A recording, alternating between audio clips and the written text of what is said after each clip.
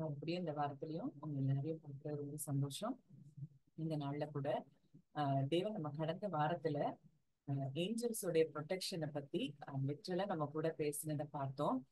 எவ்வளவு தூரம் தேவன் தன்னுடைய மக்கள் மேல அவர் அக்கறை உள்ளவராய் பாதுகாக்கிற எண்ணம் உடையவராய் நம்ம தேவன் இருக்கிறபடினாலதான் இன்றைக்கு நம்ம இந்த பூமியில இருக்கிறோம். எத்தனையோ தருணங்கள் நம்மை அழிக்கணும், அவ்வளவுதான் அந்த வாழ்க்கை இதோட முடிச்சதுன்னு நினைச்ச நாட்கள்ல எல்லாம் நம்மை ஆண்டவர் தன்னுடைய தூதத்தை அனுப்பி அழகா நம்ம பாதுகாத்து எந்த சேதமும் இல்லாமல் இதுவரைக்கும் நம்மளை காத்து வழிநடத்தி வந்த அந்த பாதைகள் எல்லாம் நம்ம அறிந்திருக்கிறோம். இன்றைக்கு கூட அதோடைய செகண்ட் பார்ட் தான் நம்ம பார்க்க போறோம். இன்னும் ஒரு ஆழமா பார்க்க போது இனிமேல் நம்ம வாழ்க்கையில இந்த வார்த்தைகளை குறித்து நம்ம அதிகமா நம்ம தியானிக்க இப்படிப்பட்ட நம்ம இருதயத்துல இருக்கிற நம்ம பாதுகாப்பை குறித்து இருக்கிற அந்த பயங்கள் நம்மை விட்டு நிரந்தரமாய் விலகி போகுங்கிறத நான் ஆண்டவருக்குள்ள விசுவாசிக்கிறேன். நிறைய டெஸ்டிமனிஸ் நான்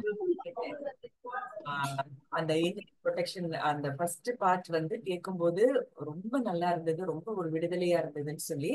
ஒருவேளை இதுல பாக்குற நீங்க யாரும் அந்த ஃபர்ஸ்ட் பார்ட் பார்க்கலன்னா நிச்சயம் நீங்க எல்லாரும் பார்க்கும்படி நான் உங்கள்கிட்ட கேட்டுக்கொள்றேன். ஏன்னா நிச்சயமா அந்த வார்த்தைகள் நம்மை விடுதலையாக்கும். சத்தியத்தையும் நீங்கள் அறிவீர்கள், சத்தியம் உங்களை விடுதலையாக்கும்னா வேதத்துல சொல்லப்பட்டதை நம்ம அறியும் போதுதான் நமக்கு ஒரு விடுதலை உண்டு. அப்ப இந்த நாளில் தேவன் பிரத்யட்சமா நம்ம ஒவ்வொருத்தர் கூடயும் பேச விரும்புகிறார்.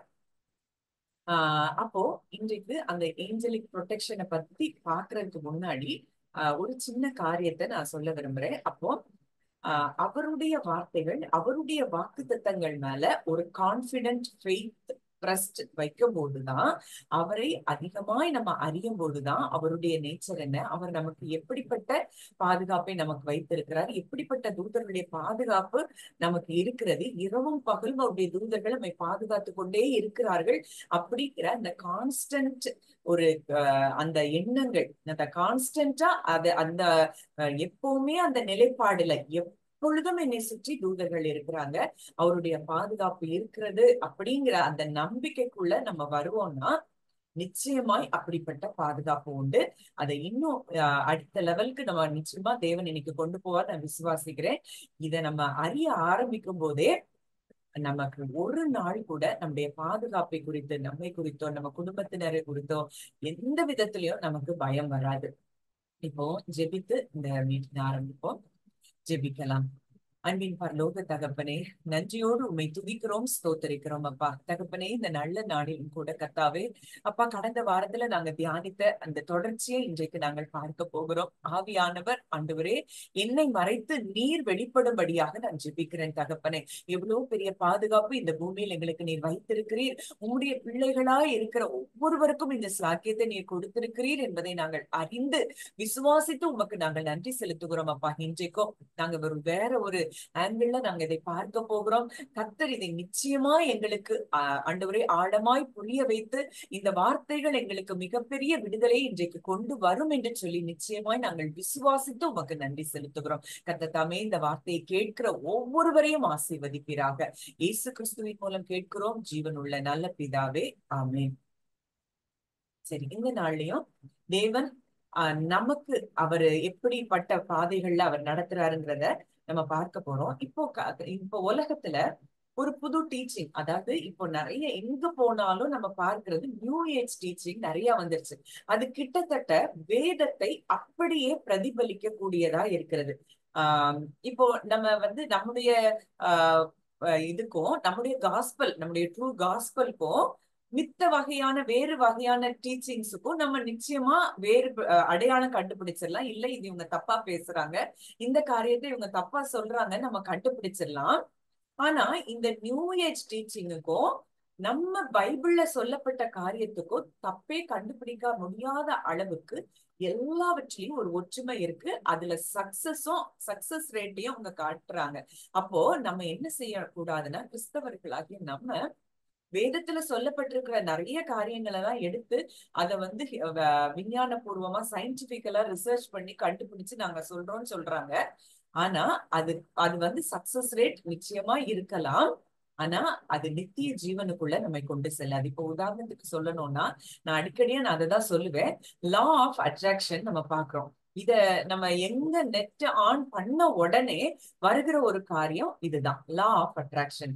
இதுக்கு நிறைய கிளாஸஸ் எடுக்கிறாங்க. இது எப்படி இந்த லா ஆஃப் அட்ராக்ஷனுக்கு இந்த இது மூலமா எப்படி நம்ம லைஃப சக்சஸ்ஃபுல்லா நடத்தலாம், எப்படி இது மூலம் நமக்கு ஹீலிங் கிடைக்கும், இப்படி எல்லாம் சொல்லி நிறைய காரியங்கள், கிட்டத்தட்ட ஆல்மோஸ்ட் எல்லாமே வேதத்துல நமக்கு தேவன் சொல்லி கொடுத்த காரியங்கள் தான். அதை வைத்து அவங்க சயின்டிபிக்கலா நாங்க ப்ரூவ் பண்ணோம்னு சொல்லி நிறைய காரியங்களை அவங்க பேசுறாங்க. அதுல அதுல நான் கொஞ்சம் உள்ள போய் நான் பார்க்கும்போது சில காரியங்களை நான் வாசித்தேன். அதை இன்னைக்கு உங்கள்ட்ட ஷேர் பண்ணணும்னு விரும்புறேன். ஏன்னா உலகம் அப்படிப்பட்ட காரியங்களை விசுவாசித்து அது சக்சஸ் ஆகுது. ஆனா இவ்வளோ பெரிய தேவனை, வல்லமை நிறைந்த தேவனை நம்ம தகப்பனாய் பெற்றிருக்கிறோம். அப்போ நம்ம எவ்வளவு தூரம் நம்ம வாழ்க்கையில வெற்றி உள்ளவர்களா இருக்கணும், ஜெயம் எடுக்கிறவர்களா இருக்கணும். அதுக்காக நான் அதை கொஞ்சம் பார்த்தேன். நான் அதுல அதாவது ஆல்மோஸ்ட் அது பிப்ளிக்கல் இதுதான். அதெல்லாம் அதுல என்ன சொல்றாங்கன்னா, the law of attraction is based on the idea that positive or negative thoughts bring positive or negative experiences into a person's life. நம்மளுடைய எண்ணங்கள், நம்ம எண்ணங்கள் பாசிட்டிவா இருந்தா பாசிட்டிவ் காரியங்கள் நம்ம வாழ்க்கையில நடக்கும். நெகட்டிவான எண்ணங்கள் நமக்கு இருந்தா நெகட்டிவான காரியங்கள் நடக்கும். It's rooted in the belief that thoughts are a form of energy and that positive energy attracts success in all areas of life, including health, wealth and relationships. ஒரு உலகத்தார் இதை கண்டுபிடிச்சு இப்படி சொல்றாங்க. என்ன சொல்றாங்க? பாசிட்டிவ் தாட்ஸுக்கு என்ன இருக்கா, ஒரு தாட்ஸுக்கு ஒரு எனர்ஜி ரிலீஸ் ஆகுதான். அந்த எனர்ஜி ரிலீஸ் ஆகி பாசிட்டிவான காரியங்களை அதை அட்ராக்ட் பண்ணி கொண்டு வருதான். அப்ப அதே மாதிரி நெகட்டிவ் தாட்ஸுக்கு ஒரு எனர்ஜி ரிலீஸ் ஆகுது, ஒரு ஃபார்ம் ஆஃப் எனர்ஜி இருக்கு. அந்த எனர்ஜி மூலமா நெகட்டிவான காரியங்கள் நம்ம வாழ்க்கையில நடக்குது அப்படின்னு சொல்லி அந்த லா ஆஃப் அட்ராக்ஷன்ல அவங்க ப்ரூவ் பண்ணி, அதுக்கு நிறைய அதுலயே டெஸ்டிமனிஸ் எல்லாம் பார்த்தா நிறைய இருக்கு. ஒருவேளை இது நமக்கு பார்த்தா எப்படி தெரியுது அப்படின்னா, பைபிள்ல இதானே சொல்லுது. அப்ப நம்ம பாசிட்டிவா திங்க் பண்ணா பாசிட்டிவா நடக்கும், அப்ப நம்ம திங்கிங்க பாசிட்டிவா மாத்தணும் அப்படின்னு சொல்லி நம்ம நினைக்கலாம். நிச்சயமாய் அது வேதத்தின் அடிப்படையில் சரி கிடையாது. அப்போ நம்முடைய தாட்ஸ் எதின் அடிப்படையில இருக்கணும், அததான் நம்ம பார்க்க போறோம். அப்ப இதுலயும் அதாவது நமக்கு என்ன வேதம் சொல்லி கொடுத்திருக்கிறதா அதுல சொல்றாங்க. 3 பாயிண்ட்ஸ் அதுல சொல்றாங்க. ஃபர்ஸ்ட் விஷுவலைஸ் பண்ணணுமா, அதாவது மென்டல் இமேஜஸ். அப்போ நீங்க எப்படி வரணும், உங்க பிசினஸ் எப்படி இருக்கணும், உங்க ஹெல்த் எப்படி இருக்கணும் அப்படிங்கிறத, உங்களை பத்தி நீங்க எப்படி ஆகணுங்கிறத அதை ஒரு மென்டல் இமேஜா கொண்டு வந்து அதை மெடிடேட் பண்ணுங்க. அடுத்து அஃபர்மேஷன், அடுத்து பாசிட்டிவ் ஸ்டேட்மெண்ட்ஸ். அதாவது நான் இப்படிதான் இருப்பேன், இப்படிதான் நடக்கும், என் வாழ்க்கையில நான் இப்படி உயர்வேன் அப்படின்னு சொல்லி பாசிட்டிவ் ஸ்டேட்மெண்ட்ஸை வந்து அஃபர்ம் பண்ணணுமா, பேசணுமா. அடுத்ததா என்ன போட்டிருக்குன்னா கிராட்டிடியூட், அதாவது நன்றி நிறைந்த உள்ளம் உள்ளவங்களா, இதுவரைக்கும் என் வாழ்க்கை நல்லாதான் இருந்தது, இனிமேலும் நல்லாதான் இருக்கும்னு சொல்லி அப்படிப்பட்ட கிராட்டிடியூட் உள்ளவங்களா நம்ம என்ன செய்யணுமா, இருக்கணுமா. இதுதான் லா ஆஃப் அட்ராக்ஷன் சொல்லி கொடுக்கக்கூடிய காரியங்கள். ஆனா வேதம் இன்னைக்கு என்ன சொல்லுது அததான் நம்ம பார்க்க போகிறோம். அப்போ 2 கொரிந்தியர் 10ஆம் அதிகாரம் 5ஆம் வசனத்துல யாராவது ஒருத்தர் வாசிக்கலாமா? 2 கொரிந்தியர் 10:5. அவைகளால் நாங்கள் தர்க்கங்களையும் தேவனை அறிகிற அறிவுக்கு விரோதமாய் எழும்புகிற எல்லா மேட்டிமையும் நிர்மூலமாக்கி எந்த எண்ணத்தையும் கிறிஸ்துவுக்கு கீழ்ப்படிய சிறைப்படுத்துகிறவர்களாய் இருக்கிறோம். அதாவது அந்த 4ஆவது வசனத்துல என்ன போடப்பட்டிருக்குன்னா, எங்களுடைய போர் ஆயுதங்கள் மாம்சத்துக்கு ஏற்றவைகளா இராமல் அரண்களை நிர்மூலமாக்குகிறதற்கு தெய்வ பலம் உள்ளவைகளா இருக்கிறது. அப்போ அரண்கள் அப்படின்னா எங்க இருக்கு கட்டப்பட்டிருக்குன்னா, நம்மளுடைய எண்ணங்கள்ல எத்தனையோ நெகட்டிவான தாட்ஸ நம்ம திங்க் பண்ணி நிறைய அரண்கள் நம்ம சிந்தனைகள்ல நம்ம கட்டி வைத்திருக்கிறோம். பிசாசு சொல்ற பொய்களை நம்பி நம்பி நம்பி நிறைய அரண்களை நம்ம கட்டி வைத்திருக்கிறோம். அப்ப அந்த போர் ஆயுதங்கள் எதை நிர்மூலம் பண்ணுதா, அப்படிப்பட்ட அரண்களை நிர்மூலம் பண்ணுதா. அப்போ அதுல என்னெல்லாம் அந்த போர் ஆயுதங்கள் போல அந்த காரியங்கள் என்னெல்லாம் செய்தானா, அவைகளால் நாங்கள் தர்க்கங்களையும் ஆர்கியூமெண்ட்ஸ், தேவனை அறிகிற அறிவுக்கு விரோதம் எழும்புகிற எல்லா ஆர்கியூமெண்ட், தேவனை அறிகிற அறிவுக்கு விரோதமாய் எழும்புகிற எல்லா மேட்டிமையையும் நிர்மூலமாக்கி எந்த எண்ணத்தையும் கிறிஸ்துவுக்கு கீழ்ப்படிய சிறைப்படுத்துகிறவர்களா இருக்கிறோம்.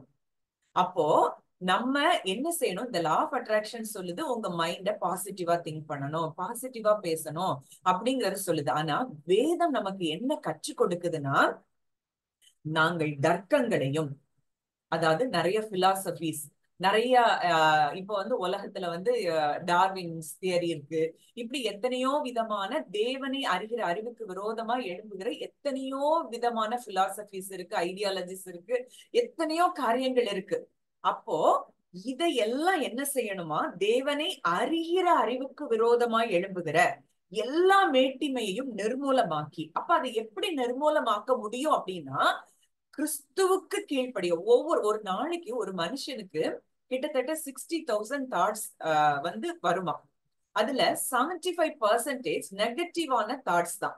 அப்ப அந்த நெகட்டிவ் தாட்ஸ் எதை சொல்லுது அப்படின்னா, நம்ம தேவனை அறிகிற அறிவுக்கு விரோதமா எழும்புகிற எல்லா நினைவுகளும் என்னன்னா நெகட்டிவ் தாட்ஸ்.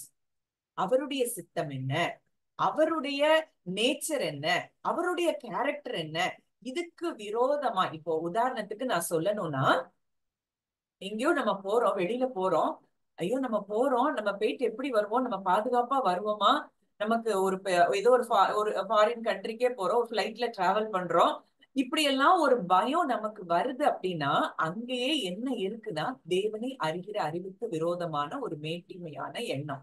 ஏன்னா நமக்கு தெரியல நம்ம அப்பா யாருன்னு நமக்கு தெரியல.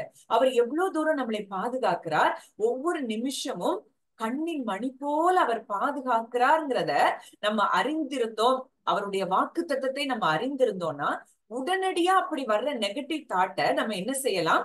கிறிஸ்துவுக்கு கீழே நம்ம சிறைப்படுத்தலாம். அதுதான் இந்த வசனம் சொல்லுது. அப்படி இப்போ எந்த விஷயத்தையும், இங்க லா ஆஃப் அட்ராக்ஷன்ல ஒன்லி பாசிட்டிவ் நெகட்டிவ் தான் இருக்கு. ஆனா இங்க நமக்கு தேவன் சொல்லி கொடுக்கறது என்னன்னா, தேவனுடைய நேச்சர் என்ன, அவருடைய சித்தம் என்ன, அவருடைய விருப்பம் என்ன, இதற்கு விரோதமாய் எழும்புகிற எல்லா எண்ணங்கள், அது ஒரு கோபமா இருக்கலாம், எரிச்சலா இருக்கலாம், பகையா இருக்கலாம், பொறாமையா இருக்கலாம், இந்த எல்லா எண்ணங்களையும் நம்ம கிறிஸ்துவுக்கு கீழே என்ன செய்யணுமா? சிறைப்படுத்தணுமா. ஏன்னா நமக்கு ஆவியின் கனிகள் இருக்கு. இந்த ஆவியின் கனிகளை தான் நம்ம என்ன செய்யணும்? நம்ம எண்ணங்கள் மூலமாய் நம்ம மற்றவர்களுக்கு என்ன செய்யணும்? வெளிப்படுத்தணும்.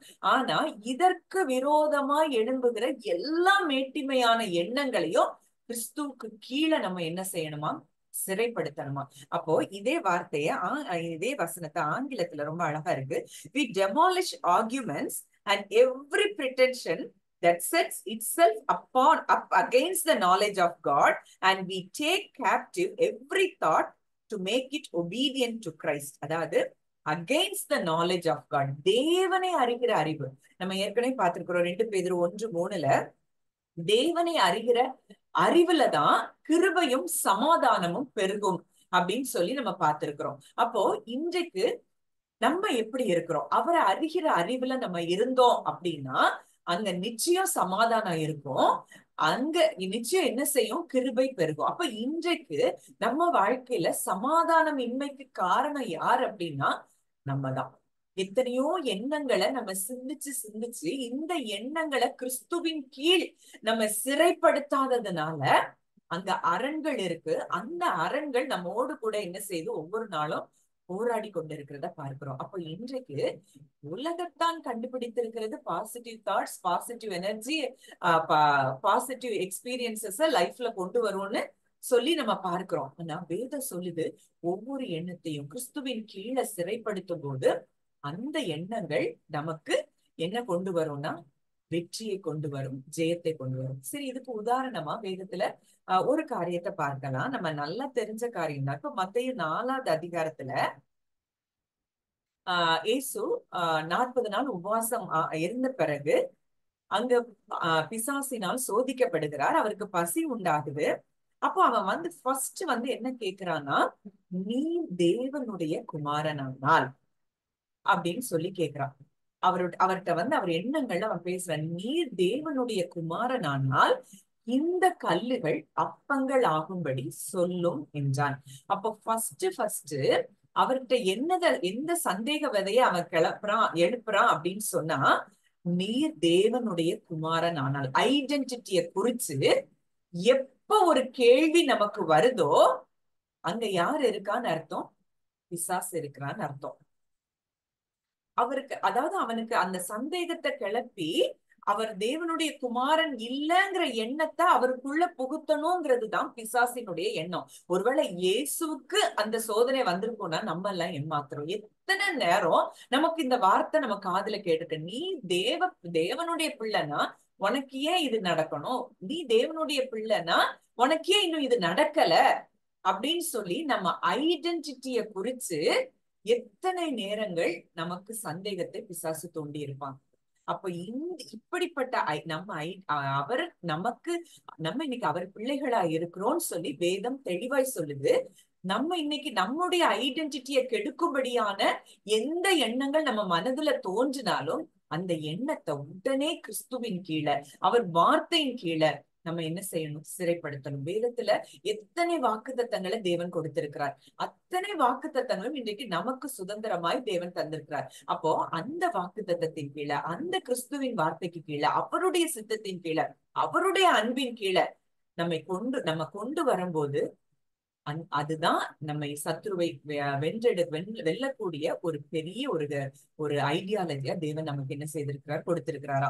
அப்போ அங்க என்ன சொல்றா, நீ தேவனுடைய குமாரனே ஆனால் இந்த கல்லுகள் அப்பங்கள் ஆகும்படி சொல்லும். அவர்கிட்ட ஒரு டெஸ்ட், அவனே என்ன செய்யறான், சொல்றான், நீர் குமாரன் தானே, அப்ப இந்த கல் அப்பம் ஆகும்படி சொல்லும்னு சொன்ன உடனே அவர் எப்படி தன்னுடைய எண்ணத்தை பிதாவின் கீழே சிறைப்படுத்துகிறார் அப்படிங்கிறத பார்த்தோம்னா வாக்கு தத்தத்தை பேசுகிறார். அவர் சொல்றாரு, மனுஷன் அப்பத்தினாலே மாத்திரம் அல்ல, தேவனுடைய வாயிலிருந்து புறப்படுகிற ஒவ்வொரு வார்த்தையினாலும் பிழைப்பான் என்று எழுதி இருக்கிறதே என்றார். அப்ப மனுஷன் அப்பத்தினால் மாத்திரம் அல்ல, அவர் வாயிலிருந்து பிறக்கிற ஒவ்வொரு வார்த்தையினாலும் பிழைப்பான்னு சொன்ன அடுத்த நிமிஷத்துல அவனால அந்த இடத்துல அந்த சோதனைய அதுக்கு மேல நீட்டிக்க முடியல. அப்ப இன்னைக்கு நம்ம எண்ணங்கள்ல, இன்னைக்கு நீங்க ஒவ்வொருத்தருக்கும் இது ஏன் இவ்வளவு நாள் நடக்கல, இது ஏன் இன்னும் ஹீலிங் நடக்கல இப்படின்னு சொல்லி எத்தனையோ குழப்பமான ஒரு சூழ்நிலைகளை நமக்கு உண்டாக்கி கொண்டே நம்ம மனதுல எண்ணங்களை உருவாக்கி கொண்டே இருப்பான். நீங்க உடனடியா வார்த்தையின் மூலம் அந்த எண்ணங்களை சிறைப்படுத்தி நீங்க அவரை பார்க்க ஆரம்பிப்பீங்கன்னா நம்ம எண்ணங்கள் எப்படி மாற ஆரம்பிக்கும்? வார்த்தையாகவே மாற ஆரம்பிக்கும். வார்த்தையே சிந்திக்க ஆரம்பிப்போம். அப்ப அந்த வார்த்தையே சிந்திக்கும் போது ஒரு உலக மனுஷன் பாசிட்டிவ் எனர்ஜி, பாசிட்டிவ் எக்ஸ்பீரியன்ஸ கொண்டு வரும்னு அவன் விசுவாசிப்பானா, நம்ம வார்த்தையை விசுவாசிக்கிற ஜனங்கள், கிறிஸ்துவை விசுவாசிக்கிற ஜனங்கள், நம்ம அதை விசுவாசிக்கும் போது, வார்த்தையை விசுவாசிக்கும் போது எவ்வளவு தூரம் அந்த வார்த்தைக்கு ஏற்ற கிரியைகள் நம்ம வாழ்க்கையில நடக்க ஆரம்பிக்கும். நம்ம ஜெபிக்கிறோம், பல மணி நேரங்கள் ஜெபிக்கிறோம், பல மாதங்கள் ஜெபிக்கிறோம், பல வருஷங்கள் ஜெபிக்கிறோம். ஆனா ஜெபித்ததற்கும் நம்ம எண்ணுகிறதற்கும் நம்ம பேசுகிறதற்கும் ஏதாவது சம்பந்தம் இருக்கா அப்படின்னு நம்ம யோசித்து பார்த்தோம்னா நிச்சயம் இல்ல. ஏதோ ஒரு காரியத்துக்காக நம்ம ஜெபிக்கிறோம், ஒரு பிசினஸ்க்காகவே நம்ம ஜெபிக்கிறோம். ஒரு உதாரணத்துக்கு நான் சொல்றேன். ஜெபிக்கிறோம் அப்படின்னா நம்ம என்ன செய்யறோம், ஆண்டவரே இந்த பிசினஸ் ஆசீர்வதிங்க, இதுல பெருகட்டும், கஸ்டமர்ஸ் வரணும் அப்படிலாம் சொல்லி நம்ம ஜெபிச்சுட்டு நம்ம பேசுறது என்ன பேசுறோம், ஆமா இந்த பிசினஸ் இப்படிதான், இது இப்படிதான் இருக்கும், இது டல்லா தான் போகும் அப்படின்னு சொல்லி நம்ம நெகட்டிவா பேசணும் அப்படின்னா அங்க அந்த வார்த்தை பலனற்று போகிறது. இன்னைக்கு நம்ம தெளிவா புரியணும், நம்ம என்ன ஜெபிக்கிறோமோ அதை சிந்திக்கணும், அதை பேசணும், அவருடைய வார்த்தைய சிந்திக்கணும். அவருடைய வார்த்தைய பேசும்போதுதான், நம்ம போன வாரத்துல பார்த்தோம், சங்கீதம் 103 20 பார்த்தோம். அதாவது இங்கிலீஷ்ல நான் வாசிக்கிறேன். Bless the Lord, ye his angels that excel in strength, that do his commandments, hearkening unto the voice of the word. அவருடைய வார்த்தைய பேசும்போது அவருடைய தூதர்கள் இம்மீடியட்டா ஆக்ஷன்ல இறங்கி வேலை செய்வாங்களாம். அப்ப இன்னைக்கு நம்ம வாழ்க்கையில நிறைய காரியங்கள்ல இன்னும் ஜெயம் எடுக்க முடியாததற்கு காரணம் என்ன அப்படின்னா, நம்ம ஜெபித்தத பேசல, வார்த்தைய பேசல, நம்ம எண்ணங்கள் வேற ஒண்ணா இருக்கு, நம்ம ஜெபித்தது வேற ஒண்ணா இருக்கு, நம்ம பேசுறது ஒண்ணா இருக்கு. அதனால நம்ம இன்னும் என்ன செய்யல, சுதந்திரிக்க முடியல. ஒருவேளை நம்ம வார்த்தைய பேசி அதையே சிந்தித்து அதையே பேசணும் அப்படின்னா நம்ம சீக்கிரத்துல நம்முடைய எல்லாருடைய வாக்கு தத்தங்களையும் நம்ம சுதந்திரிக்க முடியும். சில வாக்கு தத்தங்கள் தேவன் ஒரு அப்பாயிண்டிங் டைம் வச்சிருப்பாரு, அதுல நிச்சயமா நடக்கும். பல வேளைகள்ல ஹீலிங்கா இருக்கட்டும், ஏதோ ஒரு காரியம், முக்கியமான காரியம், அது உடனே நடந்தாதான் நல்லா இருக்கும்னு நினைக்கிற காரியங்கள்லாம் தாமதமாறதுக்கு காரணம் என்னன்னா, நம்மளுடைய எண்ணங்கள் ஒண்ணு, சிந்திக்கிறது ஒண்ணு, பேசுறது ஒண்ணா இருக்கிறதுனால நம்ம இன்னும் அந்த வெற்றியை சுதந்திரித்துக் கொள்ள முடியாம இருக்கிறோம். தேவன் இதுதான் இன்னைக்கு ரொம்ப ஆணித்தரமா, அப்போ இன்னைக்கு நம்ம சிந்திக்க வேண்டியது என்ன அப்படின்னு பாக்குறோம் அப்படின்னா, அவர் சொல்லிட்டாரு, உன் வழிகளில் எல்லாம் உன்னை காக்கும்படி உனக்காக தம்முடைய தூதர்களுக்கு கட்டளையிடுவார், உன் பாதம் கல்லில் இடராதபடிக்கு அவர்கள் உன்னை தங்கள் கைகளில் ஏந்தி கொண்டு போவார்கள். அப்ப எத்தனை பேர் நம்ம லைஃப்ல இது வரைக்கும் லிட்டரலா நம்ம ஃபீல் பண்ணிருக்கோம், எத்தனை ஆபத்துகள் நமக்கு வர இருந்தது, அந்த எல்லா ஆபத்துகளிலிருந்தும் தேவன் தன்னுடைய தூதர்களை அனுப்பி நம்ம பாதம் கல்லில் இடராமல் பாதுகாத்த தருணங்கள் எத்தனை இருந்தது. ஆனா ஏதோ ஒரு நியூஸ எங்கேயோ கேட்டுட்டோம் அப்படின்னா உடனடியா நமக்கு பயம் வருது. அப்போ அப்படி பயம் வரலாம், அதாவது அப்படி ஒரு பயம் வந்ததுன்னா உடனே அந்த எண்ணத்தை என்ன செய்யணும், கிறிஸ்துவின் கீழ் சிறைப்படுத்தி, இல்லை என் வழிகளில் எல்லாம், நாங்க போற இடத்துல எல்லாம் எங்களை காக்கும்படி எங்களுக்காக தம்முடைய தூதர்களுக்கு அவர் கட்டளையிட்டு இருக்கிறார், அதனால நாங்க சேஃபா தான் இருப்போம், எங்கள் பாதம் கல்லில் இடராதபடிக்கு அவர்கள் தங்கள் கைகளில் ஏந்தி கொண்டு போவார்கள் அப்படின்னு சொல்லி நம்ம லிட்ரலா அத மாதிரி அந்த எண்ணங்களை நம்ம சிந்திச்சு அதை நம்ம வார்த்தையா பேசும்போது அந்த ஏஞ்சல்ஸ் அங்க ஆக்டிவேட் ஆகுறத நம்ம பார்க்கலாம். அப்போ இனிமேல் இந்த நாள்ல இருந்து தேவன் நமக்கு கற்றுக் கொடுக்கக்கூடிய காரியம், ஒவ்வொரு நெகட்டிவ் தாட் வந்தாலும், ஒருவேளை மாம்ச சிந்தை மரணம், ஆவியின் சிந்தையோ ஜீவனும் சமாதானமும் ஆகும் சொல்லி ரோமர் 8 பார்க்கிறோம். அப்ப மாம்ச சிந்தைனா என்ன அப்படின்னா, தேவனுடைய அன்பை அறிந்து கொள்ள முடியாத இடம் எதெல்லாமோ அங்கெல்லாம் மாம்ச சிந்தை இருக்குது. அப்போ அதுதான் நமக்கு எதை கொண்டு வருதுன்னா மரணத்தை கொண்டு வருது. இப்போ உதாரணத்துக்கு ஆதாம் ஏவாள்கிட்ட பார்க்கும்போது அந்த சர்ப்பம் என்ன சொல்லுது, இதை சாப்பிடுகிற நாள்ல உங்க கண்கள் திறக்கப்படும், நீங்கள் தேவர்களை போல இருப்பீர்கள். அங்க ஏவாள் மட்டும் தேவனுடைய அன்பை உண்மையாய் அறிந்திருப்பாள், ஆனால் அங்க அவங்க சர்ப்பத்தை அவ எதிர்த்து பேசியிருப்பாள். அந்த இடத்துல அவ மாம்சத்துக்கு என்ன செய்துட்டா, இடம் கொடுத்துட்டா. தேவனுடைய அன்பை அறியாத இடம்தான் மாம்ச எண்ணங்கள், அந்த இடத்துலதான் நமக்கு வரும். அப்போ ஏற்கனவே தேவன் அவர்களை ஆளுகை செய்கிறதுக்கு தான் தோட்டத்துல வைத்திருக்கிறார். ஏற்கனவே அவங்க ஆளுகை செய்து கொண்டுதான் இருக்கிறாங்க. ஆனா இவன் என்னவோ புதுசா சொன்ன மாதிரி சர்ப்பம் ஏவாள்கிட்ட வஞ்சித்த அடுத்த நிமிஷம் ஏவாள் தேவனுடைய அன்பை சந்தேகப்படுகிறார். அங்கதான் என்ன வருது, மரணம் வருகிறது. ஆவிக்குரிய மரணம் அந்த இடத்துலதான் வருது. தேவன் நேசித்துதான் திருப்பி வர்றாரு ஆதாமையும் ஏவாளையும் பார்க்க. ஆனா இவங்க உள்ளத்துல தேவன் தங்களை வெறுத்து விட்டார், தங்களை நாங்க குற்ற மனசாட்சி நிமித்தம் தேவனிடத்திலிருந்து தாங்கள் பிரிக்கப்பட்டதை அவர்கள் என்ன செய்யறாங்க, உணர்றாங்க. அதுதான் ஆவிக்குரிய மரணம். அப்போ ஆவியின் சிந்தை அப்படின்னா என்னன்னா, வார்த்தையை குறித்ததான சிந்தை. வேதத்துல சொல்லப்பட்டிருக்கு, என் தேவனுடைய வார்த்தை இதை சொல்லுகிறது, எனக்கு நிச்சயம் இப்படிதான் நடக்கும், இதுதான் நடக்கும், என் குடும்பத்துல இதுதான் நடக்கும், வார்த்தை இதைதான் சொல்லுது, என் அலங்கத்திற்குள்ளே சமாதானம், என் அரண்மனைகளுக்குள்ளே சுகமும் இருப்பதாக வார்த்தை சொல்லுது, இந்த வார்த்தையின்படிதான் என் குடும்பத்துல இருக்கும் அப்படின்னு சொல்லி அவன் கொண்டு வருகிற எண்ணங்களுக்கு எதிரான சிந்தனைகளை நம்ம அந்த எண்ணத்தை கீழ்ப்படுத்தி சிறைப்படுத்தி வார்த்தைகளை சிந்தித்து தேவனுடைய வார்த்தையை நம்ம பேசும்போது அந்த வார்த்தைகள் நம்ம வாழ்க்கையில மேனிஃபெஸ்ட் ஆறத நம்ம பார்ப்போம். இன்னைக்கு தேவன் இதை குறித்து தெளிவா பேச விரும்புறாரு. நிச்சயமா இது எல்லாருக்கும் புரிஞ்சிருக்கும்னு நினைக்கிறேன். இனிதான் அடுத்த இதுக்கு நம்ம போறோம். இப்போ வேதத்துல போன வாரம் நம்ம பார்த்தோம், டேனியல் பத்தி பார்த்தோம், எத்தனையோ ஏஞ்சலிக் ப்ரொடெக்ஷன் எப்படி எல்லாம் இருக்குது அப்படின்னு சொல்லி நம்ம பார்த்தோம்.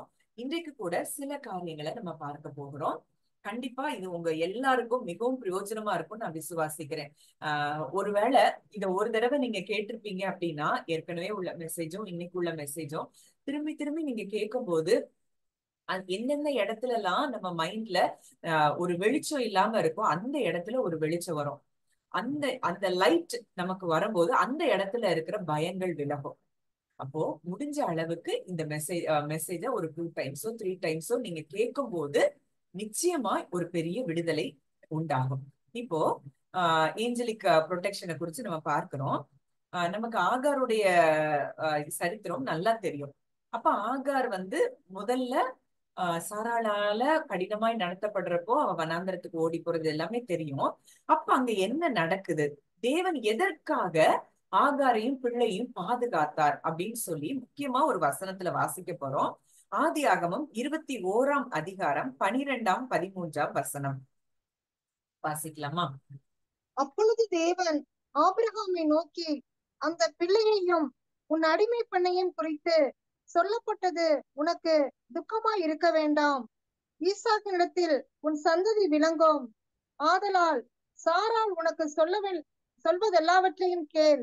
அடிமை பெண்ணின் மகனும் உன் வித்தாய் இருக்கிறபடியால் அவனையும் ஒரு ஜாதியாக்குவேன் என்றார். சரி, இது வந்து சாராள் ஆகார வெளியே அனுப்பணும்னு சொல்றப்போ இங்க ஆபிரகாமுக்கு துக்கமா இருக்கு.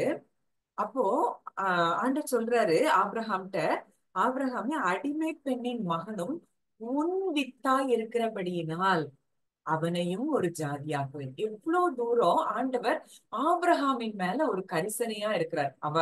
ஆகார் வந்து ஒரு அடிமை பெண் தான். ஆனா அடிமை பெண்ணுக்கு பிறந்த பெண் யாருடைய வித்தா? ஆபிரகாமின் வித்து.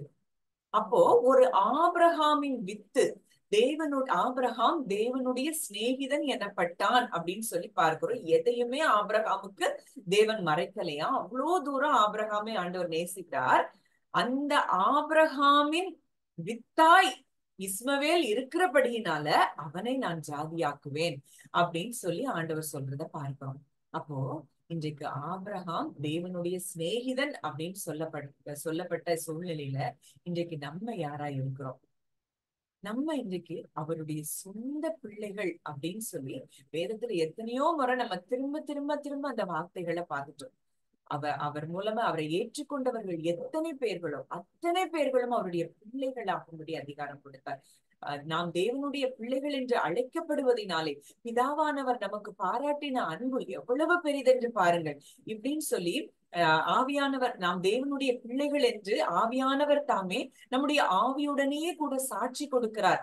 அப்போ இன்றைக்கு மறுபடி வேதத்துல சொல்லப்பட்டிருக்கிற ஒரு வார்த்தை, நாம் நம் பிதாவினுடைய பிள்ளைகள், நம் தேவனுக்கு பிள்ளைகளா இருக்கிறோம். இன்றைக்கு அவர் நமக்கு தகப்பனாய் இருக்கிறார். ஒரு ஆபிரகாம், தேவனுடைய சிநேகிதன் என்னப்பட்ட ஆபிரகாமுக்கு ஒரு அடிமையினுடைய பிள்ளை அவனுடைய வித்தாய் இருக்கிறபடியினால அதை ஜாதியாக்குவேன் அப்படின்னு சொல்லி அந்த இஸ்மவேலை தேவன் பாதுகாப்பார்னா, இன்னைக்கு நீங்களும் நானும் அவருடைய சொந்த பிள்ளைகளாய், அவருடைய ரத்தத்தை சிந்தி மீட்டெடுத்த பிள்ளைகளாய் நம்ம இருந்தோம்னா நம்ம எவ்வளவு தூரம் நம்ம அப்பா நம்மளை பாதுகாப்பார்.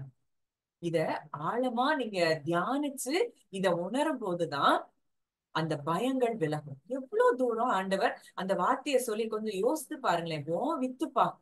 ஓ வித்தா இருக்கிறதுனால நான் அவனை ஒரு ஜாதி ஆக்குவேன் அப்படின்னு சொல்லி ஆபிரகாமை நேசித்ததுனால அவ்வளோ தூரம் ஆண்டவர் இஸ்மவேலை பாதுகாக்கிறார்னா, இன்றைக்கு அவர் தன்னுடைய குமாரனையே கொடுத்து, குமாரனுடைய கடைசி சொட்டு ரத்தம் வரைக்கும் நமக்காக சிந்தப்பட்டு இன்றைக்கு நம்மளை மீட்டெடுத்திருப்பார் என்றால், அவருடைய சொந்த குமாரன் என்று பாராமல் அவரையே தந்தருளி அவரையே நமக்கு கொடுத்துட்டாருன்னா மற்ற எல்லாவற்றையும் நமக்கு அருளாதிருப்பது எப்படி தராம இருப்பார்? எப்படி நம்மை பாதுகாக்காம இருப்பாரு?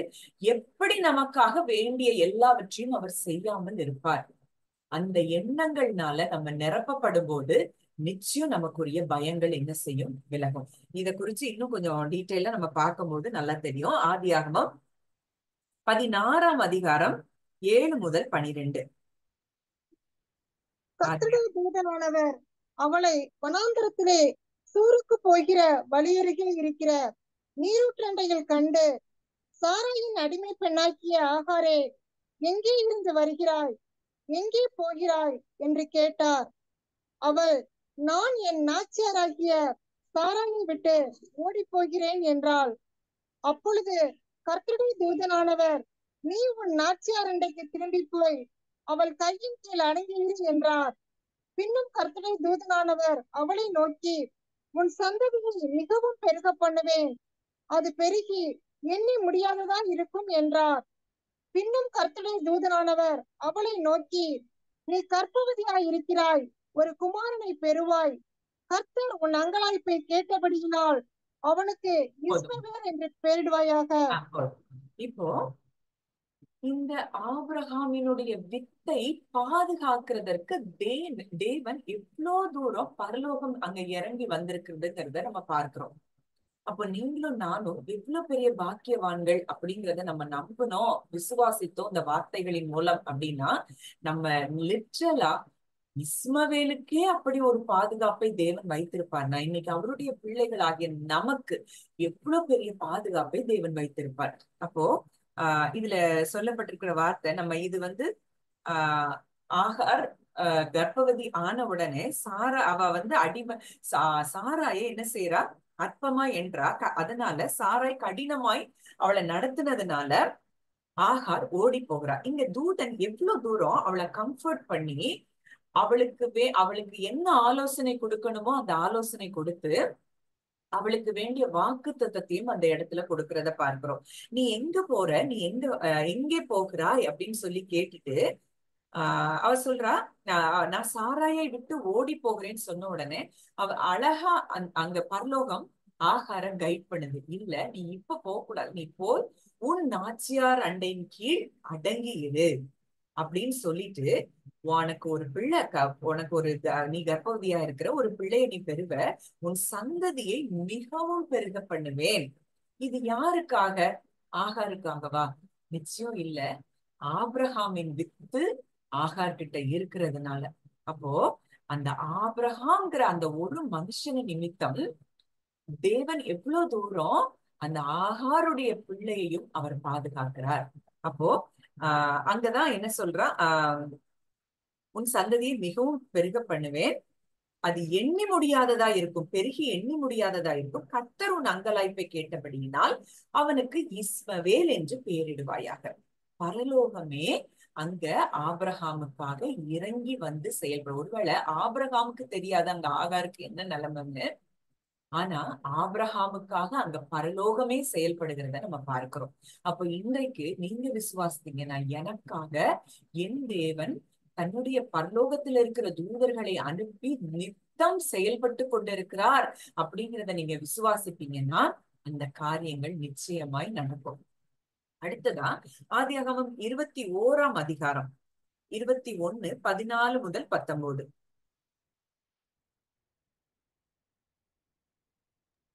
ஆபிரகாம் அதிகாலையில் எழுந்து அப்பத்தையும் ஒரு துருத்தி தண்ணீரையும் எடுத்து ஆகாருடைய தோளின் மேல் வைத்து பிள்ளையையும் ஒப்பு கொடுத்து அவளை அனுப்பிவிட்டான். அவள் புறப்பட்டு போய் பெயர்சபாவின் வனாந்தரத்திலே அலைந்து திரிந்தாள். துருத்தியில் இருந்த தண்ணீர் செலவழிந்த பின்பு அவள் பிள்ளையை ஒரு செடியின் கீழே விட்டு, பிள்ளை சாகிறதை நான் பார்க்க மாட்டேன் என்று எதிராக அம்பு பாயும் தூரத்திலே போய் உட்கார்ந்து சத்தமிட்டு அழுதாள். தேவன் பிள்ளையின் சத்தத்தை கேட்டார். தேவதூதன் வானத்திலிருந்து ஆகாரை கூப்பிட்டு, ஆகாரே, உனக்கு என்ன சம்பவித்தது? பயப்படாதே, பிள்ளை இருக்கும் இடத்திலே தேவன் அவன் சத்தத்தை கேட்டார். நீ எழுந்து பிள்ளையை எடுத்து அவனை உன் கையினால் பிடித்து கொண்டு போ, அவனை பெரிய ஜாதியாக்குவேன் என்றார். தேவன் அவளுடைய கண்களை திறந்தார். அப்பொழுது அவள் ஒரு தண்ணீர் துறவை கண்டு போய் துருத்தியிலே தண்ணீர் நிரப்பி பிள்ளைக்கு குடிக்க கொடுத்தாள். இங்க 16வது அதிகாரத்துல நம்ம பார்த்தோம், வாக்கு கொடுத்துட்டார், ஓ சந்ததி எண்ணி முடியாததா இருக்கும்னு. இங்கதான் 13வது வசனத்துல நம்ம பார்த்தோம், அடிமை பெண்ணின் மகன் உன் வித்தா இருக்கிறபடினால அவனையும் ஒரு ஜாதியாக்குவேன் அப்படின்னு சொல்லி ஆண்டவர் வாக்கு கொடுக்கிறாரு. இப்போ சாரா இஸ்மவேலும் அங்க ஈசாக்குக்கும் அந்த இடத்துல ஒரு சில காரியங்கள் நடக்குது. அதனால சாராள் என்ன சொல்றா, ஆகார வெளியே அனுப்பணும்னு சொல்றா. அப்போ ஆபிரகாமுக்கு ரொம்ப வருத்தமா இருக்கு. அதனாலதான் தேவன் இந்த வார்த்தையை சொல்றாரு. அப்புறம் அங்க ஆகார் அங்க அனுப்பப்பட்ட பிறகு என்ன நடக்குது? காலையில ஆபிரகாம் அப்பத்தையும் துருத்தி தண்ணீரையும் கொடுத்து ஆகாருடைய தோள் மேல வச்சு பிள்ளையும் ஒப்பு கொடுத்து அனுப்பி விட்டார். இனிமேல் ஆபிரகாமுக்கு ஆகார பத்தி என்ன நடக்குதுங்கிறது கூட தெரியாது. அங்க தேவனை நம்பி அவங்க என்ன செய்யறான்? அனுப்பி விடுறான். ஆனா பரலோகம், ஒருவேளை ஆபிரகாம் தான் தன் பிள்ளையை கைவிட்டதை போல உணர்ந்தாலும் அங்க பரலோகம் ஆபிரகாமுக்காக அந்த பிள்ளையை கைவிடல. இதுதான் நம் தகப்பனுடைய அன்பு. அப்போ அந்த துருத்தியில தண்ணி செலவழிஞ்சிட்டு அங்க பிள்ளைய ஒரு செடியின் கீழே விட்டுட்டு தூரத்துல போய் உட்கார்ந்து ஆகார் அழுது கொண்டிருக்கிறார். வாக்குத்தத்தம் பிள்ளையின் மேல இருக்கு. ஆனா அங்க எதிராவே எல்லாமே நடக்குது. அப்போதான் யார் இறங்கி வரா? ஆகாருக்காக தேவதூதன் அங்கிருந்து என்ன செய்யறான்? இறங்கி வர வானத்திலிருந்து ஆகாரை கூப்பிட்டு, ஆகாரே உனக்கு என்ன சம்பவித்தது சொல்லிட்டு பரலோகம் முதல்ல நமக்கு சொல்லக்கூடிய வார்த்தை பயப்படாதே. நம்ம லாஸ்ட் வீக்கே பார்த்தோம். அப்போ அந்த பயம்ங்கிறது நம்ம இப்ப இருக்கக்கூடாதுன்னு சொல்லி பரலோகம் விரும்புகிறது, நம் தகப்பன் விரும்புகிறார். அந்த பயம் இருக்கிற இடத்துலதான் எல்லாமே நெகட்டிவா நடக்க ஆரம்பிக்குது. அப்போ முதல்ல தூதன் சொல்றான், பயப்படாதே, உனக்கு பிள்ளை இருக்கும் இடத்தில் தேவன் அவன் சத்தத்தை கேட்டார். ஏன்னா அது ஆபிரகாமின் வித்தா இருக்கிறபடியினால தேவன் அவன் சத்தத்தை கேட்டார். நீ எழுந்து பிள்ளையை எடுத்துக்கொண்டு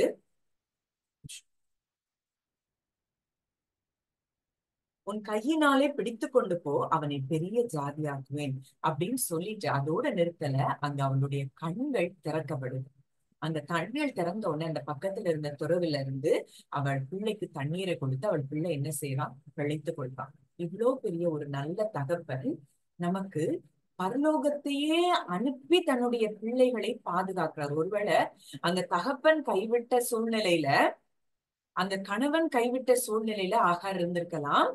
ஆனால் அந்த தகப்பனுடைய தகப்பன் மேல தேவன் வைத்த அன்பு நிமித்தம் அன்றைக்கு அந்த பிள்ளை காப்பாற்றப்படுகிறத பார்க்கிறோம். பரலோகமே அதற்காக இறங்கி செயல்படுகிறத பார்க்கிறோம். ஒருவேளை ஈசாக்குக்கு தேவன் எத்தனையோ காரியங்களை செய்தார். ஆனா ஒரு அடிமை பெண்ணின் மகன், அவன் சுதந்திரவாளியே இல்ல. ஈசாக்கு தான் உண்மையான சுதந்திரவாளி, வாக்குத்தத்தத்தின் பிள்ளை. ஆனாலும் கூட ஆபிரகாமின் வித்தாய் இருக்கிறபடினா, அப்படி ஒரு ஆபிரகாமின் வித்துக்கு தேவன் அப்படி செய்திருக்க முடியும்னா இன்றைக்கு சொந்த பிள்ளைகளாகி நமக்கு, இன்னைக்கு நம்ம எல்லாருமே ஆபிரகாமுக்கு வாக்குத்தத்தத்தின் பிள்ளைகளாய் நம்ம இருக்கிறோம். அப்போ நமக்கு எப்படி செய்யாமல் இருப்பார்? நிச்சயம் நமக்கு பரலோகத்தின் பாதுகாப்பு ஒவ்வொரு செகண்டும் இருக்குது அப்படிங்கிறத நம்ம என்ன செய்யணும்? ஃபீல் பண்ணணும், ரியலைஸ் பண்ணணும். அந்த எண்ணங்களினால நம்ம எண்ணங்களை நிரப்பணும். அப்ப இதுவரைக்கும் நம்ம இருதயத்துல இருந்த, நம்ம எண்ணங்கள்ல இருந்த எல்லா அரண்களையும் தேவன் இன்றைக்கு என்ன செய்கிறார்? உடைக்க விரும்புகிறார். அடுத்ததா யாத்ராகமம் 14ஆம் அதிகாரம். யாத்ராகமம் 14 சாரி, யாத்ராகமம் 14. எக்ஸோடஸ் சாப்டர் 14ல 11ல இருந்து வாசிங்க. 11ல இருந்து. அன்றையும் அவர்கள் மோசேயை நோக்கி, எகிப்திலே பிரேத குழிகள் இல்லை என்றா? வனாந்திரத்திலே சாகும்படிக்கு எங்களை கொண்டு வந்தீர். நீர் எங்களை எகிப்திலிருந்து புறப்பட பண்ணினதினால் எங்களுக்கு இப்படி செய்தது என்ன? நாங்கள் எகிப்திலே இருக்கும்போது நாங்கள் எகிப்தியருக்கு வேலை செய்ய எங்களை சும்மா விட்டுவிடும் என்று சொன்னோம் அல்லவா? நாங்கள் வனாந்திரத்திலே சாகிறதை பார்க்கிலும் எகிப்தியருக்கு வேலை செய்கிறது எங்களுக்கு நலமாய் இருக்குமே என்றார்கள். அப்பொழுது மோசே ஜனங்களை நோக்கி, பயப்படாதிருங்கள், நீங்கள் நின்று கொண்டு இன்றைக்கு கர்த்தர் உங்களுக்கு செய்யும் ரட்சிப்பை பாருங்கள். இன்றைக்கு நீங்கள் காண்கிற எகிப்தியரை இனி என்றைக்கும் காண மாட்டீர்கள். கர்த்தர் உங்களுக்காக யுத்தம் பண்ணுவார், நீங்கள் சும்மா இருப்பீர்கள் என்றான். அப்பொழுது கர்த்தர் மோசேயை நோக்கி, நீ என்னிடத்தில் முறையிடுகிறது என்ன? புறப்பட்டு போங்கள் என்று இஸ்ரவேல் புத்திரருக்கு சொல்லு. நீ உன் கோலை ஓங்கி உன் கையை சமுத்திரத்தின் மேல் நீட்டி சமுத்திரத்தை பிளந்துவிடு. அப்பொழுது இஸ்ரவேல் புத்திரர் சமுத்திரத்தின் நடுவாக வெட்டாந்தரையிலே நடந்து போவார்கள். எகிப்தியர் உங்களை பின்தொடர்ந்து வரும்படி நான் அவர்கள் இருதயத்தை கடினப்படுத்தி பார்வோனாலும் அவன் ரதங்கள் குதிரை வீரர் முதலாகிய அவனுடைய எல்லா இராணுவத்தாலும் மகிமைப்படுவேன். இப்படி நான் பார்வோனாலும் அவன் ரதங்களாலும் அவன் குதிரை வீரராலும் மகிமைப்படும் போது நானே கர்த்தர் என்பதை எகிப்தியர்கள் அறிவார்கள் என்றார். அப்பொழுது இஸ்ரவேலரின் சேனைக்கு முன்னாக நடந்த தேவதூதனானவர் விலகி அவர்களுக்கு பின்னாக நடந்தார். அவர்களுக்கு முன் இருந்த மேகஸ்தம்பமும் விலகி அவர்கள் பின்னே நின்றது. அது எகிப்தியரின் சேனையையும் இஸ்ரவேலரின் சேனையையும் முழுதும் ஒன்றோடொன்று சேராதபடி அவைகள் நடுவில் வந்தது. எகிப்தியருக்கு அது மேகமும் அந்தகாரமுமாய் இருந்தது. இஸ்ரவேலருக்கோ அது இரவை வெளிச்சமாக்கிற்று. அப்போ போதுங்க. இப்போ என்ன நடக்குது அங்க நமக்கு நல்லா தெரியும். இந்த சூழ்நிலை, இந்த கதை எல்லாமே நல்லா தெரியும். அங்க எகிப்துல இருந்து வெளியில வந்த பிறகு முன்னாடி செங்கடல், பின்னாடி பார்வோன் சேனை, இந்த ஜனங்கள் எல்லாம் பயந்து மோசே கிட்ட போய் முறுமுறுக்கிறத பார்க்கிறோம். அப்போ மோசே சொல்றாரு, பயப்படாதிருங்கள், நீங்கள் நின்று கொண்டு இன்றைக்கு கர்த்தர் உங்களுக்கு செய்யும் ரட்சிப்பை பாருங்கள். இன்றைக்கு நீங்கள் காண்கிற எகிப்தியரை இனி என்றைக்கும் காண மாட்டீர்கள். கர்த்தர் உங்களுக்காக யுத்தம் பண்ணுவார், நீங்கள் சும்மா இருப்பீர்கள் அப்படின்னு சொல்லி சொல்றாங்க. அப்ப ஆண்டவர் சில இன்ஸ்ட்ரக்ஷன் எல்லாம் கொடுக்குறாரு. இதெல்லாம் நடந்த பிறகு என்ன நடக்குது? அங்க இந்த ஜனங்களை ப்ரொடெக்ட் பண்ணும்படியாய் தேவ இஸ்ரவேலரின் சேனைக்கு முன்னாக நடந்த தேவ தூதனானவர் விலகி அவர்களுக்கு பின்னாக நடந்தார். அவர்களுக்கு முன் இருந்த மேக ஸ்தம்பமும் விலகி அவர்கள் பின்னே நின்றது. அப்போ இதுவரைக்கும் முன் சென்று வழி நடத்தின அந்த தேவதூதன் இங்க பார்வோன் சேனை வந்த பிறகு இங்க பரலோகம் இறங்கி என்ன செய்துன்னா, இந்த ஜனங்களை பாதுகாக்கும்படியாக தேவதூதனானவர் பின்னாடி வர. இந்த ஜனங்கள் இதுக்கெல்லாம் ஜெபிக்கவும் இல்லை, ஒண்ணுமே செய்யல. ஆனா பரலோகம் தன்னுடைய பிள்ளைகளுக்காக லிட்ரலா இறங்கி செயல்படுகிறதை நம்ம பார்க்கிறோம். அப்ப இன்னைக்கு நமக்கு என்ன வேணுமோ பரலோகம் தேவன் நம்ம தகப்பனை நம்ம நம்பும் போது, அவர் நம்மை நேசிக்கிறான்னு சொல்லி நம்ம விசுவாசிக்கும் போது இன்றைக்கு அவரே இறங்கி அவருடைய பரலோக சேனைகளை நமக்காக அனுப்பி நமக்காக அவர் என்ன செய்வாராம்? யுத்தம் பண்ணுவாராம். அதுல என்ன போட்டிருக்கு? அடுத்த வசனம் பார்க்கிறோம். அது எகிப்தியரின் சேனையையும் இஸ்ரவேலின் சேனையையும் முழுவதும் ஒன்றோடொன்று சேராதபடி அவைகள் நடுவிலே வந்தது.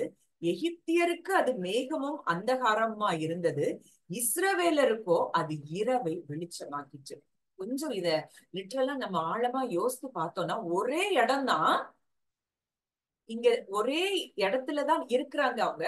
இவங்களுக்கு பின்னாடி இஸ்ரவேலுக்கு பின்னாடி தூதன் இருக்கிறாரு, தூதனுக்கு பின்னாடி பார்வோன் சேனைகள் இருக்கு. இங்க பார்வோனுடைய சேனைகளுக்கு இருளா இருக்கு, இரவா இருக்கு, வெளிச்சம் இல்ல. ஆனா இஸ்ரவேல் மக்களுக்கு அங்க என்ன இருக்கு? வெளிச்சம் இருக்கு. எவ்வளவு தூரம் தன்னுடைய பிள்ளைகளை அவர் நேசித்திருப்பார்னா, இவ்வளோ ஒரு பாதுகாப்பை அவர் தேவன் கொடுத்திருக்கிறார். அப்ப இன்னைக்கு நம்ம என்ன விசுவாசிக்கிறோம்? அந்த இஸ்ரவேல் ஜனங்களுக்கு தேவன் அப்படி செய்திருப்பாருன்னா, இன்னைக்கு நம்ம பிள்ளைங்க நமக்கு செய்யாம இருப்பாரா? நம்மை பாதுகாக்காமல் இருப்பாரா? நமக்காக பரலோகத்தை பரலோகத்தையே நமக்காக இறக்கி நமக்காக செயல்படாமல் இருப்பாரா? அப்போ அந்த முழு அந்த ஹோல் நைட்டும் என்ன நடக்குது அங்க? ஒன்றோடொன்று சேராதபடி, ரெண்டு பேரும் கலக்காதபடி, தன்னுடைய பிள்ளைகள்ல ஒருத்தர் கூட அங்க என்ன செய்யக்கூடாது? அந்த பார்வோன் கையில அகப்பற்ற கூடாது, பார்வோனுடைய சேனைகள் அகப்பற்ற கூடாதுன்னு சொல்லி அவ்வளோ கேர்ஃபுல்லா அந்த தேவன் பாதுகாக்கிறார். அப்போ இப்படிப்பட்ட இஸ்ரவேல் ஜனங்கள் கண்ணால இந்த அற்புதத்தை கண்ட பிறகு கூட முறுமுறுக்கிறாங்க. பல வேளைகள்ல நம்மளும் எப்படிதான் இருக்கிறோம்? இப்படி எல்லாம் தேவன் பாதுகாத்த தருணங்களை எல்லாம் நம்ம என்ன செய்யறோம்? மறந்து முறுமுறுக்கிறோம். உலகத்துல ஒரு காரியம் யாருக்கோ எங்கேயோ நடந்ததுன்னா, ஐயோ அவங்க எல்லாம் கடவுளை தேடணும்னு செஞ்சாங்க, அவங்களுக்கே நடந்ததுன்னா நமக்கு நடந்துருமோ அப்படின்னு சொல்லிலாம் நமக்கு பயம் வர்றதுக்கு காரணம் என்னன்னா, உலகத்துல நடக்கிறத நம்புறோம், அவருடைய வார்த்தைய நம்ம என்ன செய்யல? நம்பல. அந்த எண்ணத்தை நம்ம கிறிஸ்துவின் கீழே என்ன செய்யல? சிறைப்படுத்தல. இப்போ அடுத்ததா இன்னும் ஒரு காரியம், ஆஹ் நமக்கு நல்லா தெரிந்த ஒரு காரியம், ஈசாக்குக்கு பெண் பார்க்க எலியேசரை அனுப்புறார். அந்த வசனத்தை வாசிக்கலாமா? ஆஹ் ஆதியாகமம் 24. ஆதியாகமம் 24. அதை நானே கொஞ்சம் சொல்றேன், அதுல என்ன நடக்குதுன்னு சொல்லி, அப்பதான் நல்லா அதை வாசிக்கும் போது லேட் ஆயிடும். 7ஆம் வசனத்துல ஆஹ் இங்க ஆபிரகாம் எலியேசர்ட்ட சொல்றாரு, என்னை என் தகப்பனுடைய வீட்டிலும் என் இனத்தார் இருக்கிற தேசத்திலும் இருந்து அழைத்து வந்தவரும் உன் சந்ததிக்கு இந்த தேசத்தை தருவேன் என்று எனக்கு சொல்லி ஆணையிட்டவருமான வானத்துக்கு தேவனாகிய கர்த்தர், நீ அங்கே இருந்து என் குமாரனுக்கு ஒரு பெண்ணை கொண்டு வரும்படிக்கு தம்முடைய தூதனை உனக்கு முன்பாக அனுப்புவார். எவ்வளவு தூரம் அவங்க கடவுள் மேல நம்பிக்கை வச்சிருந்திருக்காங்கன்னு இதுல நம்ம பார்த்தா தெரிஞ்சுக்கலாம். ஆபிரகாமுக்கு அப்படி ஒரு நம்பிக்கை, எனக்கு என் பிள்ளைக்கு பெண் பார்க்க கரெக்டான பெண்ணை சூஸ் பண்ணும்படி உனக்கு முன்னாடி ஒரு பெண்ணை கொண்டு வரும்படி தம்முடைய தூதனை உனக்கு முன்பாக அனுப்புவோம். உனக்கு முன்னாடி அந்த தூதன் போய் அங்க என்ன செய்வாரு, வேலை செய்வார்னு சொல்லி அங்க ஆபிரகாம் லிட்ரலா அப்படி வாயை திறந்து ஒரு வார்த்தை சொல்றாரு. அந்த வார்த்தை நடந்ததா இல்லையான்னு நமக்கு நல்லா தெரியும். அதுல 12ஆம் வசனத்துல இருந்து நான் சொல்றேன். கரெக்டா அந்த 12ஆம் வசனத்துல எலியேசர் ஒரு ஜெபம் பண்றாரு. என் எஜமானாகிய ஆபிரகாமுக்கு தேவனாய் இருக்கிற கர்த்தாவே, இன்றைக்கு நீர் எனக்கு காரியம் சித்திக்க பண்ணி என் எஜமானாகிய ஆபிரகாமுக்கு தயவு செய்தருளும். இங்க அவர் ஜெபம் பண்றாரு, அங்க ஏற்கனவே அவர் தூதனே உனக்கு முன்பாக அனுப்புவார் நாங்க ஆபிரகாம் சொல்லிட்டாரு. அந்த காரியம் லிட்டரலா அப்படியே நடக்கிறத அடுத்து பார்க்கிறோம். கரெக்டா தண்ணீர் துறவண்டையில அவர் நிற்கிறாரு. அங்க ஊரார் பெண்கள்லாம் தண்ணீர் மொள்ள புறப்பட்டு வருவாங்க. நான் தண்ணீர் உன் குடத்தை சாய்க்கணும்னு சொல்லும் போது, என் ஒட்டகங்களுக்கும் தண்ணீர் வார்ப்பேன்னு சொல்ற பெண் எவளோ அவள்தான் என் எஜமானாகிய ஈசாக்குக்கு நியமித்தவள் அப்படின்னு சொல்லி நான் அறிந்து கொள்வேன் அப்படின்னு சொல்லி எலியேசர் சொல்றாரு.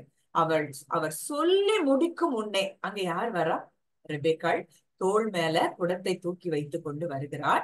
அவள் எப்படி இருக்கிறாளாம்? மகா ரூபவதியும் புருஷனை அறியாத கன்னிகையுமாய் அவள் இருக்கிறாள். அவள் துறையில் இறங்கி தன் குடத்தை நிரப்பி கொண்டு வர்றா.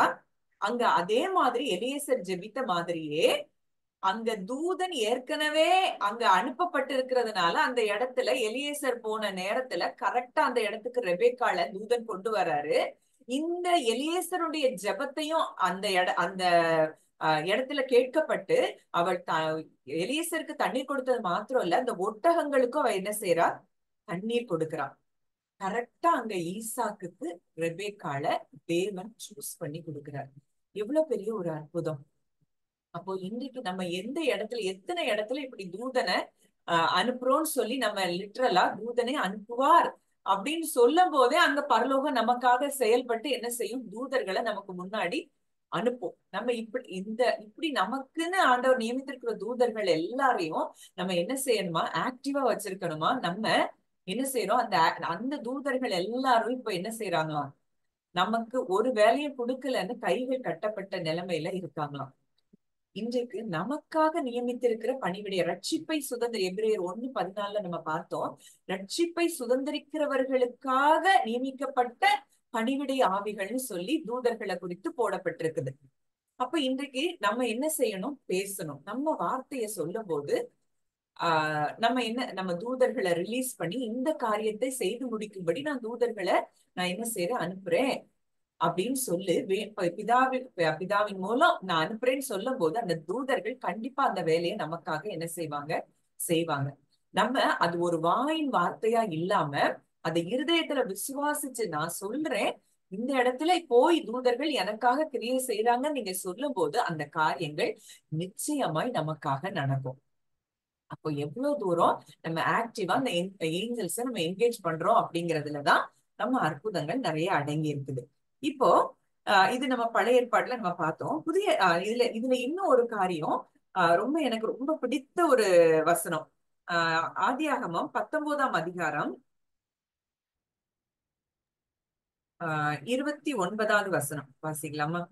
தேவன் அந்த சமபூமியின் பட்டணங்களை அழிக்கும் போது தேவன் ஆபிரகாமை நினைத்து லோத்து குடியிருந்த பட்டணங்களை தாம் கவிழ்த்து போடுகையில் லோத்தை அந்த அழிவின் நடுவிலிருந்து தப்பி போகும்படி அனுப்பிவிட்டார். இங்க லோத்து சோதோம் கொமரா அழிவு நமக்கு தெரியும். இங்கேயும் தேவன் யாரை நினைத்து அங்க லோத்து குடும்பத்தை அழிக்கலையா? தேவன் ஆபிரகாமை நினைத்து. அப்போ அவருடைய கொஞ்சம் யோசித்து பாருங்களேன், அவருடைய அன்பு எவ்வளவு பெரிய அன்பு. என் பிள்ளை, என்னுடைய சிநேகிதன் அவன். அப்போ அவன் மனது துக்கப்படும், அவன் வேதனைப்படுவான். லோத்து அழிக்கப்பட்டா அவன் வேதனைப்படுவான்னு சொல்லி அங்க லிட்ரலா ஆபிரகாமை நினைத்து லோத்து குடியிருந்த பட்டணங்களை தாம் கவிழ்த்து போடுகை லோத்தை அந்த அழிவின் நடுவில் இருந்து தப்பி போகும்படி அனுப்பிவிட்டீங்க. ஆபிரகாமுக்கும் லோத்து உடைய மேய்ப்பர்களுக்கு அங்க வாக்குவாதம் வருது. அதனாலதான் லோத்து செழிப்பான இடத்தை தெரிந்து கொண்டு போறாரு, எல்லாமே தெரியும். ஆனாலும் ஆபிரகாமுடைய இருதயத்தை தேவன் அறிந்து வைத்திருந்தார். இங்க லோத்தினுடைய குடும்பம் அங்க அழிக்கப்பட்டு போன ஆபிரகாமுக்கு வேதனையை தரும் அப்படின்னு சொல்லி அங்க தூதர்களை அனுப்பி அங்க லோத்துவையும் குடும்பத்தை பாதுகாக்கிறத பார்க்கிறான். அதே அதிகாரம் 15 முதல் 17. கிழக்கு வெளுக்கும் போது அந்த தூதர் லோத்தை நோக்கி, பட்டணத்திற்கு வரும் தண்டனையில் நீ அழியாதபடிக்கு எழுந்து உன் மனைவியையும் இங்கே இருக்கிற உன் 2 குமார்த்திகளையும் அழைத்து கொண்டு போ என்று சொல்லி அவனை துரிதப்படுத்தினார்கள். அவன் தாமதித்துக் கொண்டிருக்கும் போது கர்த்தர் அவன் மேல் வைத்த இரக்கத்தினாலே அந்த புருஷர் அவன் கையையும் அவன் மனைவியின் கையையும் அவன் 2 குமார்த்திகளின் கையையும் பிடித்து அவனை பட்டணத்துக்கு வெளியே கொண்டு போய் விட்டார்கள். அவர்களை வெளியே கொண்டு போய் விட்ட பின்பு அவர், உன் ஜீவன் தப்ப ஓடிப்போ, பின்னிட்டு பாராதே, இந்த சமபூமியில் எங்கும் நில்லாதே, நீ அழியாதபடிக்கு மலைக்கு ஓடிப்போ என்றார். சரி, இங்க அந்த தூதர்கள் லோத்துவையும் அவனுடைய அதாவது நீ அழியாதபடிக்கு எழுந்து உன் மனைவியை குமார்த்திகளை அழைத்து கொண்டு போன்னு சொல்லி அவனை துரிதப்படுத்திட்டு இருக்கிறாங்க. ஆனா அங்க லோத்து தாமதிச்சிட்டு இருக்கிறப்போவே கர்த்தர் அவன் மேல் வைத்த இரக்கத்தினாலே, நான் இங்க இந்த இடத்துல லோத்துவ குறித்து போடப்பட்டிருக்கு. ஆனா இந்த இடத்துலயும் அவர் யார நினைச்சாரு? ஆபிரகாமை நினைத்து. ஆபிரகாமுக்காக அந்த புருஷர் அந்த தூதர்கள் என்ன செய்யறாங்க? அவன் கையையும் அவன் மனைவியின் கையையும் அவன் 2 குமாரத்திகளின் கையையும் வேகமா பிடிச்சு இழுத்து கொண்டு என்ன செய்யறாங்க? வெளியே கொண்டு விட்டுட்டு, உன் ஜீவன் தப்ப ஓடிப்போ, பின்னிட்டு பாராதே, எங்கே நில்லாதே, நீ அழியாதபடிக்கு மலைக்கு ஓடிப்போ அப்படின்னு சொல்றத பார்க்கிறோம். இவ்வளவு தூரம் பரலோகம் தன்னுடையவர்களுக்காக செயல்படுகிறது. தேவன் தன்னுடையவர்களுக்காக பரலோகத்திலிருந்து தூதர்களை அனுப்பி செயல்படுகிறார் அப்படிங்கிறத நம்ம விசுவாசத்தோம்னா இன்னைக்கு கூட நமக்கே தெரியாம நம்ம வாழ்க்கையில எத்தனையோ முறை தூதர்களுடைய பாதுகாப்பு நமக்கு இருந்திருக்கு. நம்ம கண்கள் பார்க்கல, கண்கள் திறக்கப்படாததுனால நம்ம பார்க்கலையே தவிர நிச்சயமா நம்ம உங்கள்ட்ட கேட்டா ஒவ்வொருத்தரும் எத்தனையோ ஸ்டோரிஸ் நீங்க சொல்ல முடியும். இப்படி நடந்தது, இந்த இடத்துல நான் எப்படி உயிரோட வந்தேனே தெரியல அப்படின்னு சொல்லி எத்தனையோ கதைகள் சொல்ல முடியும். அதெல்லாம் காரணம் என்னன்னா, தேவன் உங்க மேல வைத்த அன்பு. என் பிள்ளைய நினைத்து அப்படின்னு சொல்லி அவர் உங்க மேல, உங்க குடும்பத்தின் மேல வைத்த அன்பு நிமித்தம் தான் இத்தனை காலம் நம்ம என்ன செய்திருக்கிறார்? பாதுகாத்து கொண்டு வந்திருக்கிறார். இன்னும் ஒரு சம்பவத்தை பார்த்து நம்ம முடிக்கலாம். அப்போஸ்தலர் 12ஆம் அதிகாரம் 6 முதல் 11. Acts chapter 12 verses 6 to 11.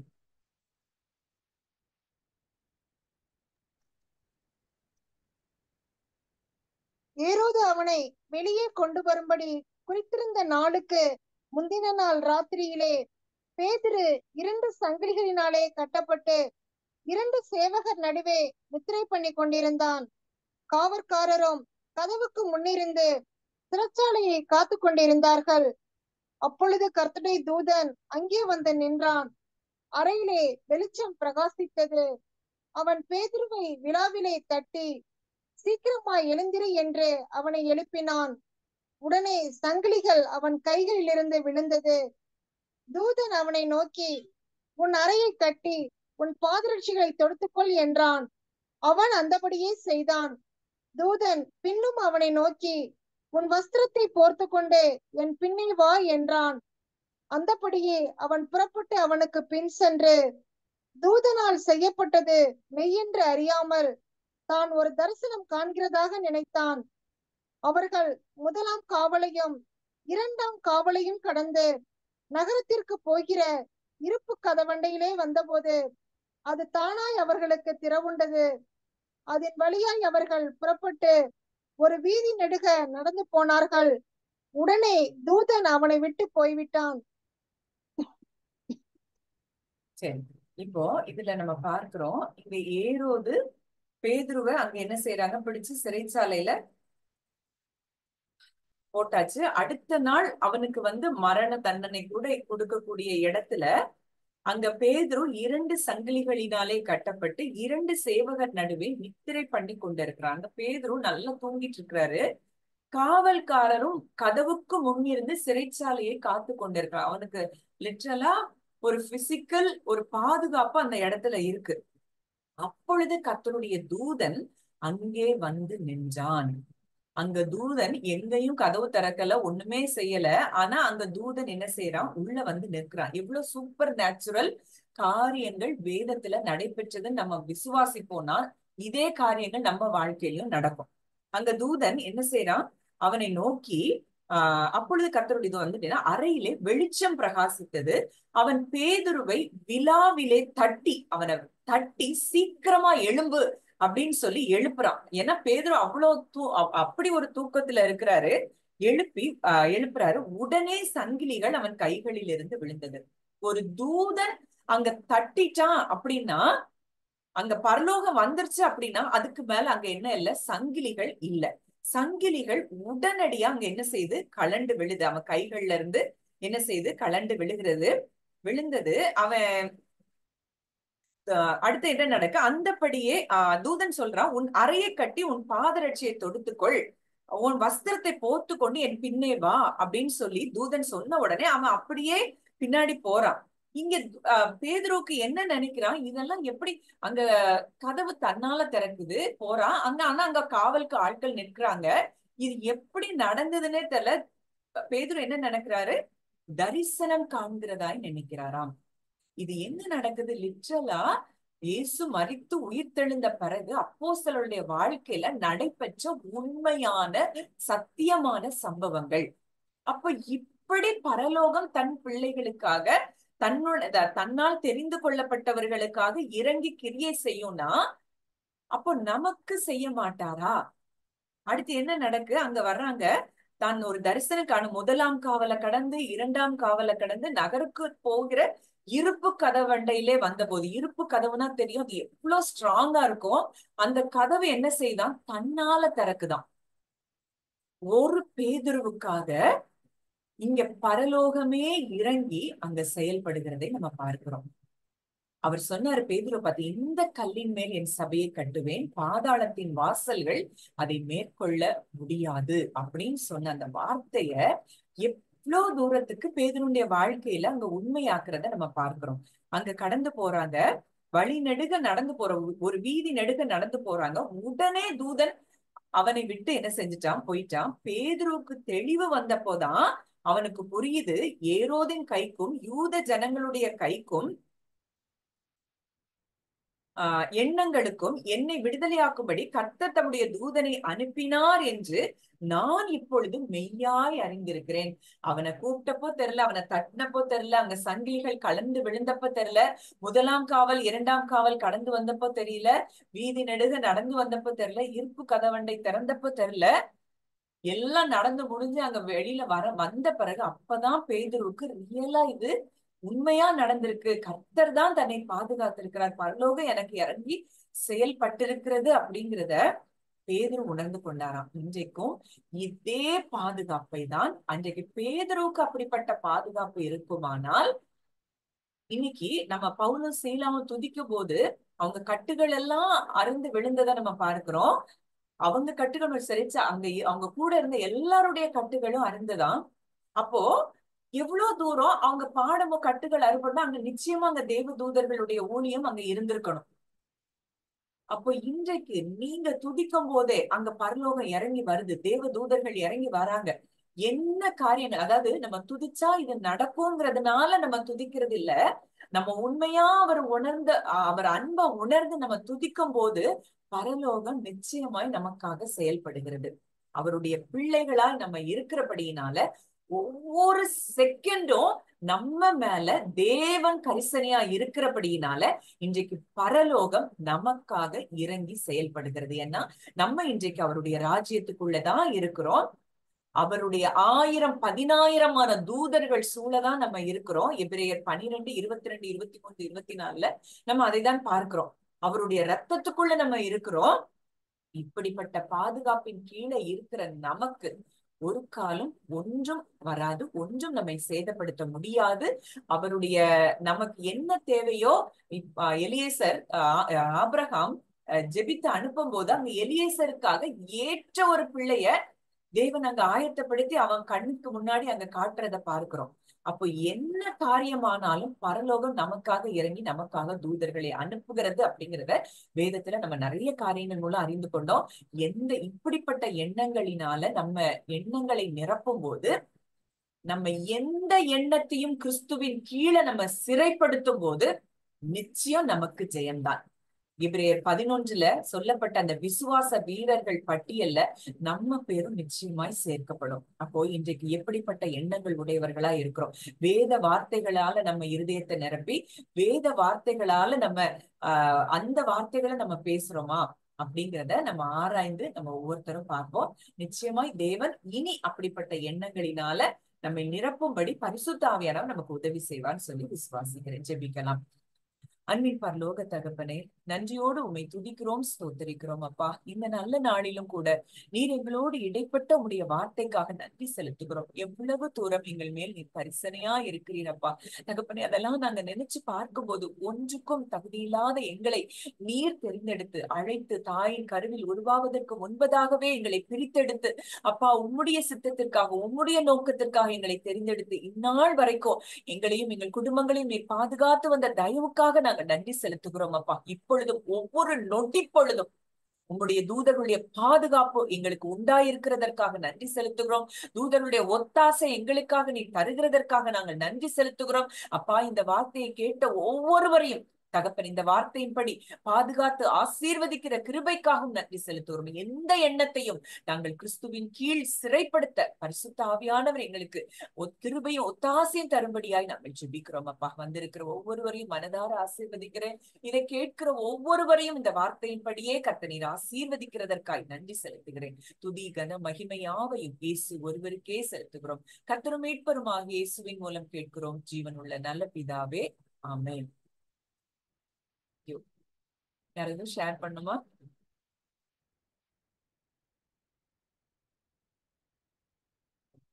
Next week பார்ப்போம்.